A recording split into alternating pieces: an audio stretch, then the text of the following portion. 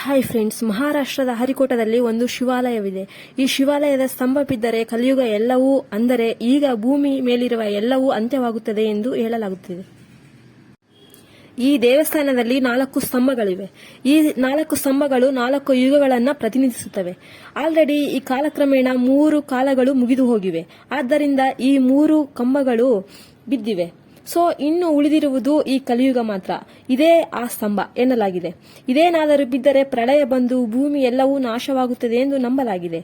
ಇನ್ನೊಂದು ನಮಗೆ ಆಶ್ಚರ್ಯಪಡುವ ವಿಷಯ ಏನಂದ್ರೆ, ಆ ಒಂದು ಕಂಬವು, ಆ ಕಂಬದ ಮೇಲೆಯೇ ಆ ದೇವಸ್ಥಾನದ 1 ಟನ್ ಗಟ್ಟಿ ಕಲ್ಲುಗಳು ಇದರ ಮೇಲೆ ಆಧಾರವಾಗಿವೆ. ಇದು ಹೇಗೆ ಸಾಧ್ಯವೆಂದು ಇನ್ನುವರೆಗೂ ಯಾವ ವಿಜ್ಞಾನಿಗಳಿಗೂ ಗೊತ್ತಾಗಿಲ್ಲ.